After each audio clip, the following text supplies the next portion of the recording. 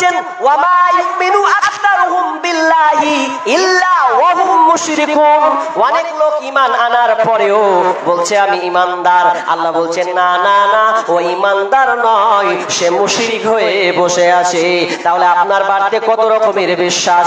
আপনার মেয়ে হয়েছে বলে, আপনার মেয়ে হয়েছে বলে আপনার মেয়ের ঘরে আপনি একটা লহর, আপনার কি নাম হাইসা হোক, আর আপনার কি নাম দাউলি হোক, যেই কোনো জিনিস হোক আপনি রাখছেন, পেঁয়াজ রসুন রাখছেন, এগুলো করলে আপনার শিরক হবে।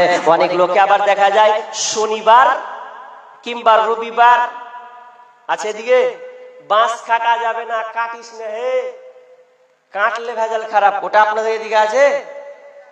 আমি এটা বুঝতে পারতাম না। একদিন বাঁশ লিব, জানতাম না বাঁশ লিব, তো শনিবার সম্ভবত।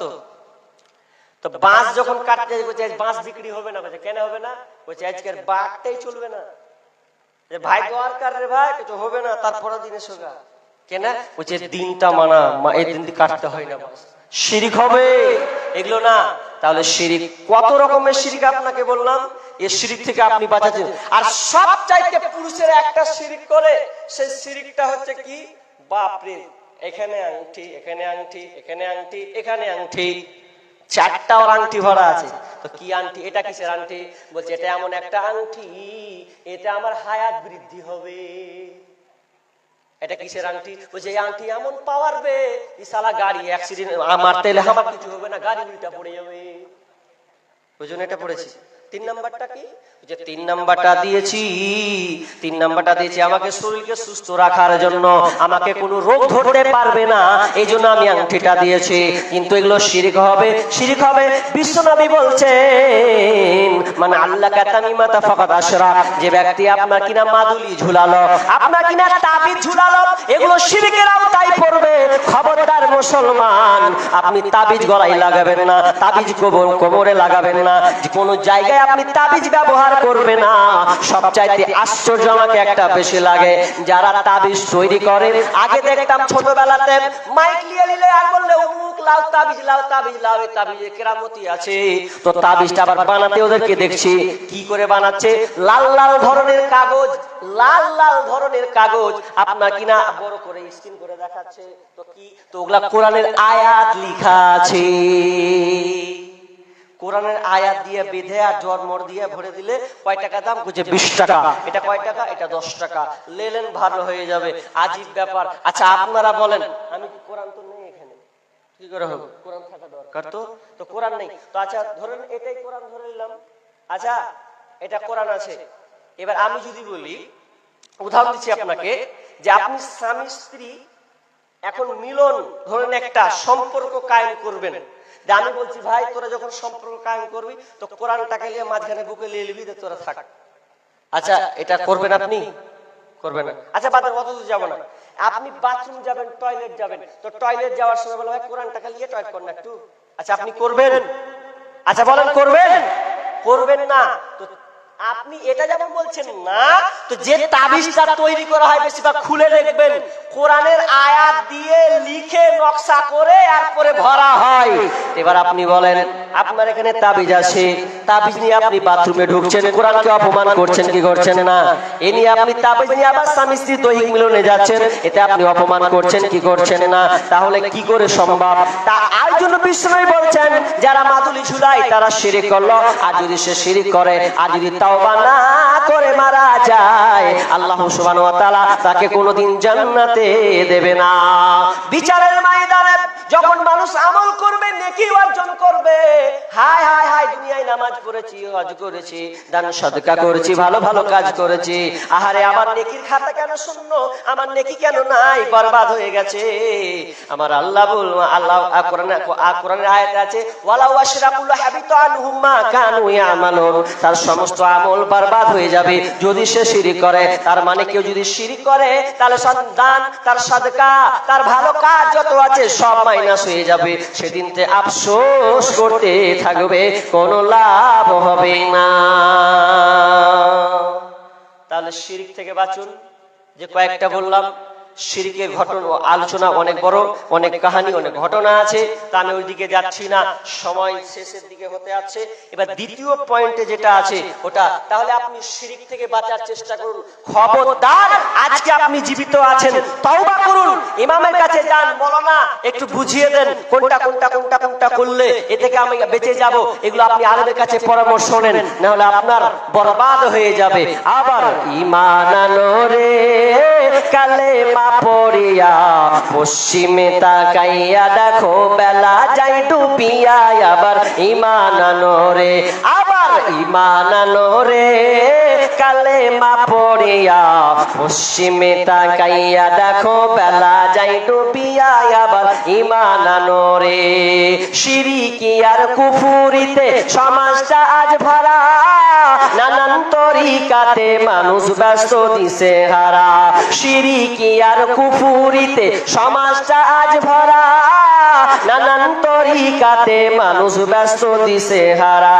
আর যে যার পথে চললে মানে, যে যার পথে চললে মানে কোরআন হাদিস ছাড়িয়া। আবার ঈমান আনো রে কালেমা পড়িয়া, পশ্চিমে তাকাইয়া দেখো বেলা যায় ডুবিয়া। আবার ঈমান আনো রে, আবার ঈমান আনো রে কালেমা পড়িয়া, পশ্চিমে তাকাইয়া দেখো বেলা যায় ডুবিয়া। আবার ঈমান আনো রে। মাঠে ঘাটে ইন্টারনেটে ধর্মের প্রচার বেশ, সবাই এখন ধার্মিক সাজে আমলে নাই লেশ।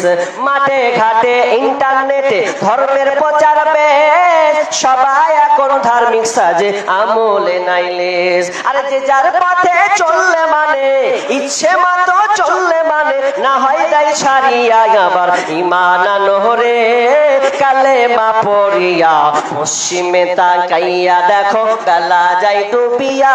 আবার ঈমান আনো রে, আবার ঈমান আনো রে কালেমা পড়িয়া, পশ্চিমে তাকাইয়া দেখো বেলা যায় ডুবিয়া। আবার ঈমান আনো রে। তাহলে এক নাম্বার, আল্লাহর সঙ্গে শরীক স্থাপন করা যাবে না।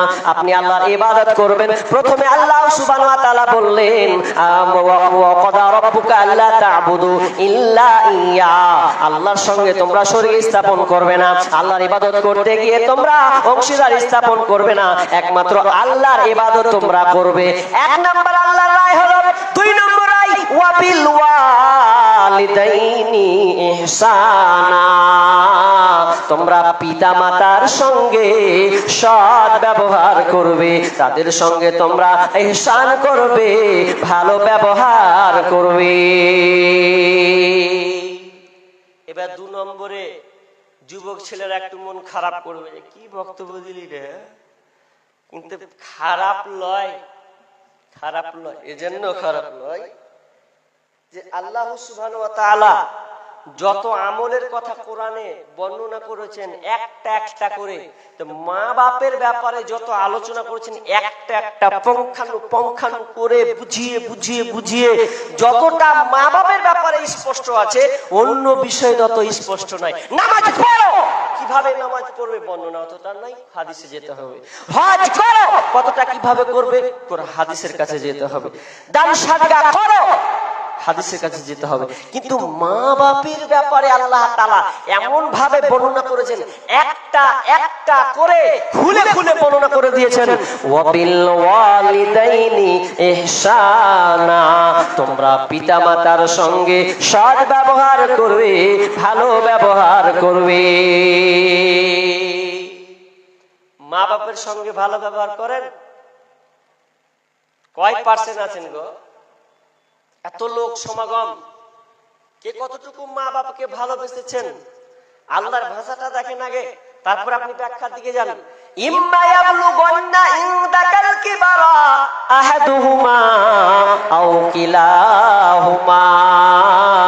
আমার আল্লাহ বলছেন ইম্মা ইয়াবলুগান্না ইনদাকাল কিবারা, যদি তোমার বাপ মা বার্ধক্যে পৌঁছে যায়, আপনার কিনা বাপ কিংবা মা কিলাহুমা দুইজনকে বোঝানো হয়েছে, তারা দুইজনে যদি বার্ধক্যে চলে যায়, বয়স্ক প্রাপ্ত হয়ে গেছে, ইম্মা ইয়াবলুগান্না ইনদাকাল কিবারা আহাদুহুমা আও কিলাহুমা ফালা তাকুল লাহুমা উফিউ, তাহলে তুমি উফ শব্দ পর্যন্ত করতে পাবে না, এটা তোমার ক্ষমতা নাই। আমি আল্লাহ তোমার তোমার ক্ষমতা এখানে আমি কেড়ে নিয়েছি মা বাপের ব্যাপারে। তুমি মা বাপকে কোনোদিন উফ শব্দ ব্যবহার করতে পারবে না।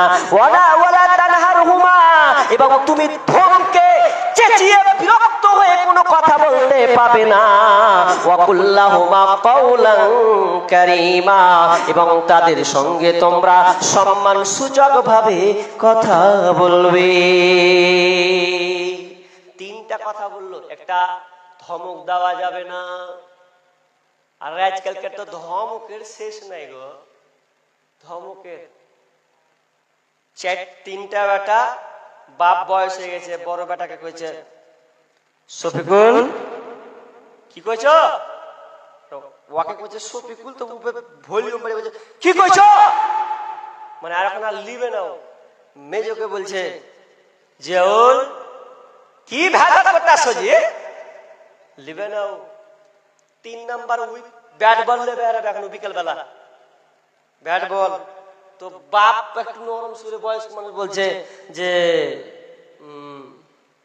রমজান, রমজান শুনতে পারে, দেখো 3 জনা 3 রকম ধমক মেরে দিলে হাঁটলো।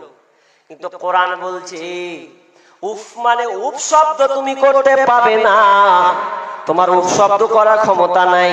অনেক সময় ধমকে তুমি কথা বলতে পাবে না, অনেক সময় ধমকে উফ শব্দ ব্যবহার করে। কেমন উফ? একটা বাপ কাজ করতে গিয়ে ভুল করে দিয়েছে, উফ আমার বাপের কাজ বে, তার মানে এখানে আপনি বাপের কাজ ভুল হলো। যদি উপ শব্দ তুমি ব্যবহার করতে পাবে না, এখানে তোমাকে সাইলেন্ট হয়ে যেতে হবে। ও আপনার কি নাম? ওয়াকুল লাহুমা কাওলান কারীমা, তার সঙ্গে শ্রদ্ধাজনিত কণ্ঠে কথা বলবে, সম্মান সূচক ব্যবহার করবে। এটা হয়, এটা কেমন হয় জানেন? বলবো, শুনবেন তো? এই জিনিসটা হয়, অন্য জায়গাতে হয়, বলবো? মানুষ কিছুই বলে না। একজন বলছে বলেন, বাকি বলছেন কি।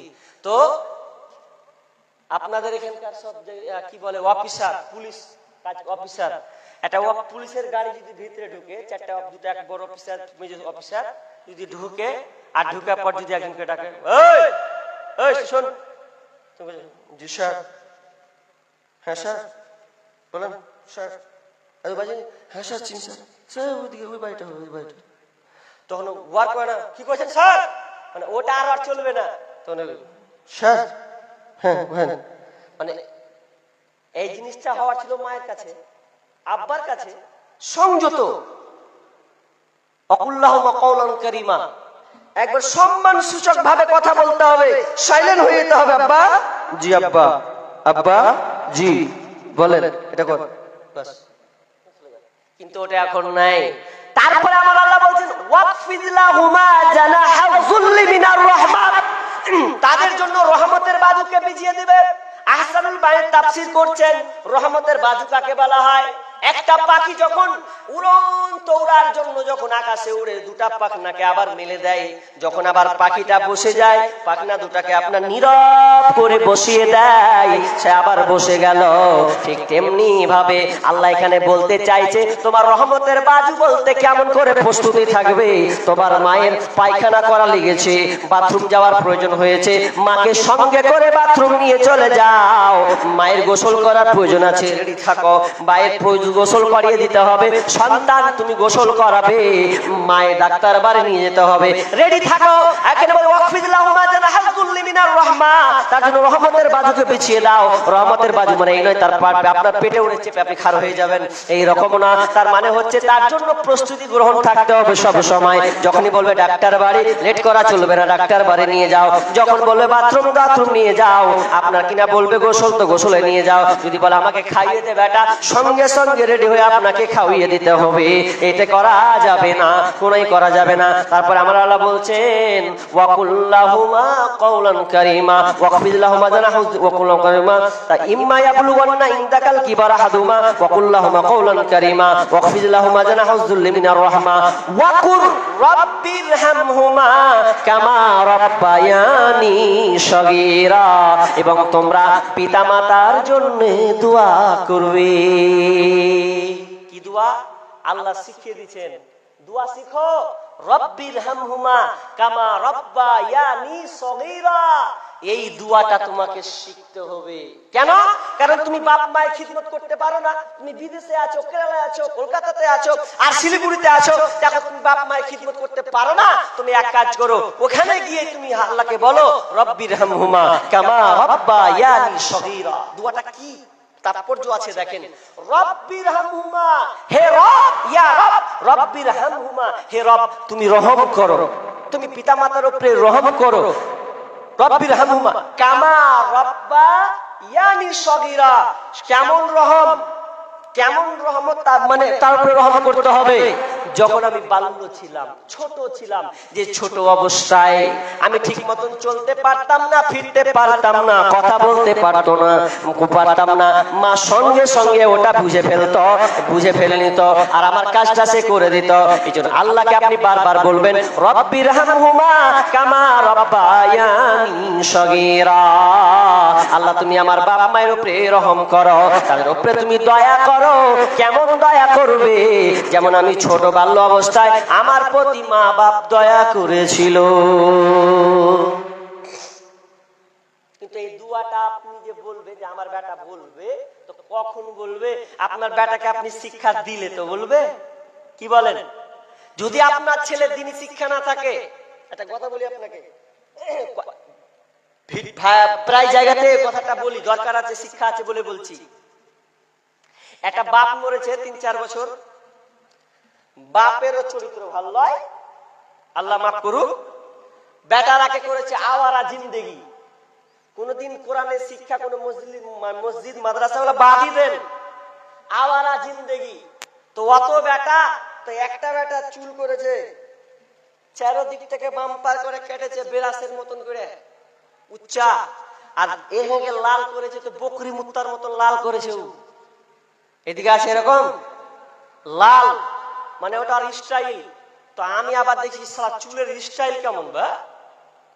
তা আমি আবার সকালে ওই কি করি, ছাগলগুলা বের করি ঠান্ডার সময়। তা আমি একদিন গবেষণা করছি যে চুলটা ওরা লাল করছে কোন থেকে শিখলে। তো আমি ছাগল যখন বের করছি ঘর থেকে, তো শীতের সময় দেখবেন ছাগল বেশি পেশাব করে একবার ঘিনিয়ে দেয়, ঘিনাই না, ঘিনাই। তা আপনারা নিচে কি দেন? চট দেন তো, পাটের চটগুলা দেন যাতে ঠান্ডা না লাগে। তা আমরাও পারি। একদিন সকালে বের করছি তো এতটা সালা পেশাব করেছে, ঘরকে একদম হলদা ব্রিং। আর চটের যা অবস্থা, চট দেখছি তো হলদা ব্রিং হয়ে আছে। তা আমার তৎক্ষণাৎ মনে পড়ে গেছে ওই মালটিকের উপরে, যে চটটা সালা হলদা ব্রিং হয়ে আছে। তো অনেকে দেখি চুল গালাকে সালা বকরির মুত্তার মতন করে, এরকম নাকি বা? সেম ওরকমই মিলছে। তো ওই রকম করে দেখি তো ওর আওয়ারা জিন্দেগি বেটা চুলগুলাকে ও লাল করে দিয়েছে, দিয়ে বাপ মরা আছে, ওই দিয়ে কবর আছে, রাস্তা এখানে আছে, আর বাপ মরে আছে ৩-৪ বছর আর কি ঘটনা মরে আছে। তো দুয়া রব্বির হামহুমা দুয়া তো জানি না, ঘোড়ার ডিম। আবার কি করে জানেন? ডান দিকে বেড়ি, বিড়ির কোয়ালিটি তো অনেক আছে, এদিকে এদিকে এদিকে এদিকে। আর আজকাল মানুষ বিড়ি মিনিটে মিনিটে 5 মিনিট পর পর বিড়ি খায়, এরকম লোক আছে না নাই? আছে নাই? 5 মিনিট 10 মিনিট পর বেড়ি খাবে। বেড়িতে যে আর কি আছে, মানে 5 মিনিট পর পর বেড়ি খাবে।